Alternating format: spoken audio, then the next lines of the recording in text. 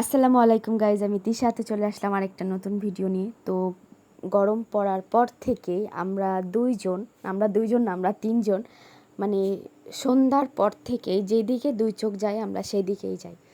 তো আমরা যখন বাসা থেকে বেরোই প্রায় 9টা কি 9:30 বাজতে গেছে।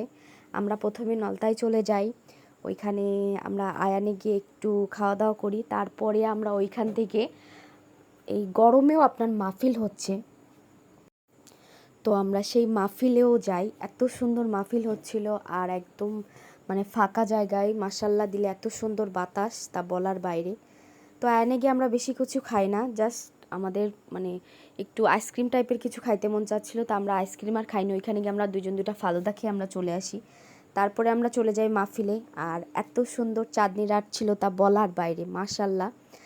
যাই হোক, সেখানে যাওয়ার আগেই সুলাইমান বেলুন দেখলেই মাথা খারাপ হয়ে যায়। বেলুন বেলুন বেলুন, বেলুনটা কিন্তু সে বাসায়ও আনতে পারে না, ওইখানেই ফাটাই ফুটাই শেষ।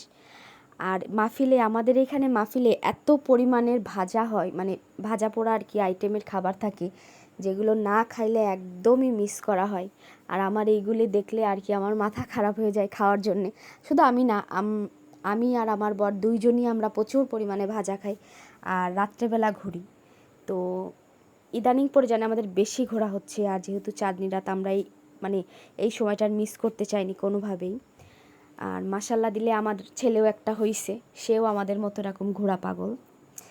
তো আমরা সেটা আর কি একটু এনজয় করতেছিলাম, অনেক ভালো লাগতেছিল। তো আমরা সেটা এখন দেখি কি কি হয়। আর আমি অবশ্যই বলবো, আপনারা যে যেখান থেকে আমার ভিডিওটা দেখতেছেন, অবশ্যই আমার ফেসবুক থেকে দেখলে আমার চ্যানেলটা ফলো করবেন, আর ইউটিউব থেকে দেখলে অবশ্যই সাবস্ক্রাইব করতে জানি ভুলবেন না। আর অবশ্যই লাইক কমেন্ট শেয়ার করবেন।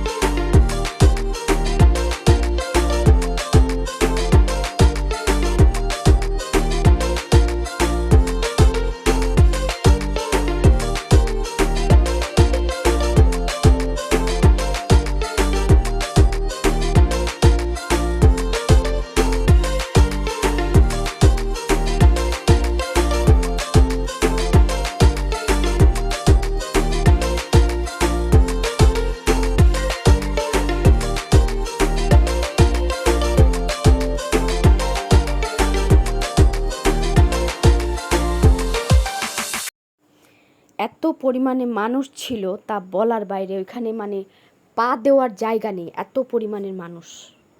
আর মানে যেরকম মেলা হয় ওরকম মনে হচ্ছে মেলা হচ্ছে কিছু, কিন্তু এটা মেলা না, এটা মানে এটা হচ্ছে মাহফিল হচ্ছে। তো সুলাইমান বেলুন দেখলেই যেমন করে বেলুন বেলুন বেলুন, তো আমরা ওইখান থেকে বেলুন দিই ওর হাতে। ও বেশিক্ষণ রাখতে পারে না, মানে নিয়ে যাইতে যাইতে রাস্তা দিয়ে ওর বেলুনটা আর কি ফেটে যায়। আর বিশেষত্ব হচ্ছে এইখানে আমরা মাহফিলে দুইজন আর কি, আমি বিশেষ করে আমি আর কি গোশের চপ খাইছিলাম। এখানের গোশের চপটা যে এত মজা ছিল তা বলার বাইরে। আমার মানে খাওয়ার মধ্যে এটা মনে হচ্ছে বেস্ট। আর এটা কোন জায়গায় আমার সঠিক জানা নেই, যে মানে মানে ওনাদের যে দোকানটা কোথায় বসে, তো এটা আমার অত খেয়ালও নেই, আর আমি শুনতেও পারিনি। তো যাই হোক, আমরা অনেকক্ষণ খাওয়া দাওয়া করি, ঘোরাফেরা করি, তারপরে প্রায় 11টা 12টা নাগাদ আমরা বাসায় চলে আসি। তো আজকের ভিডিওটা এই পর্যন্তই। সবাই ভালো থাকবেন। আল্লাহ হাফেজ।